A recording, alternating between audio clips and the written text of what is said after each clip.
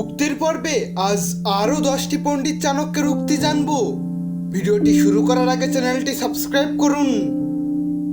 বৃক্ষ ফল ভারে নত হয়, ধনী ব্যক্তিরাও চরিত্র গুণে নত হয়, কিন্তু শুকনো কাঠ আর মূর্খ ব্যক্তি ভেঙে যায় তবু নত হয় না।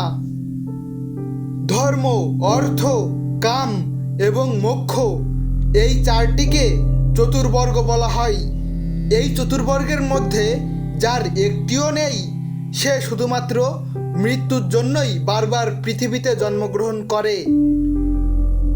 ধর্ম থেকেই আসে অর্থ, ধর্ম থেকেই আসে সুখ, ধর্মের দ্বারাই সব কিছু পাওয়া যায় বলে এই জগতে ধর্মই সারবস্তু। ধন দান করলে ধন হ্রাস পায়, বিদ্যা দান করলে বিদ্যা বর্ধিত হয়। সেজন্য এটা নিশ্চিত মনে করা যায় যে ধনের অপেক্ষা বিদ্যা শ্রেষ্ঠ।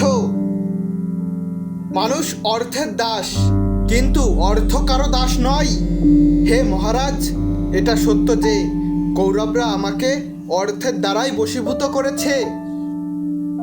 পৃথিবীতে কৃপণের তুল্য দাতা কেউ নেই, যে ধন সম্পদ নিজে ভোগ না করে অপরকে দিয়ে যায়।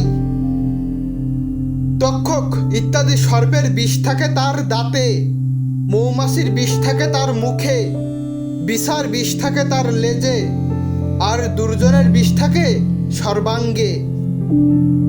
মূর্খ ব্যক্তির উপর যদি আমরা কোনো কাজের দায়িত্ব অর্পণ করি তাহলে আমাদের 3 রকমের সমস্যার সম্মুখীন হতে হয়: অর্থনাশ, আর্থিক ক্ষতি এবং নরক গমন।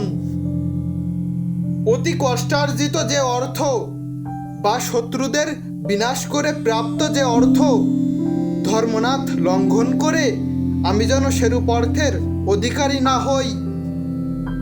রুই মাছ গভীর জলে বাস করে, কিন্তু তার মনের মধ্যে কোনো অহংকার প্রকাশিত হয় না। আর পুঁটি মাছ সামান্য জলেও আত্মম্ভরিতা দেখায়। ধন্যবাদ।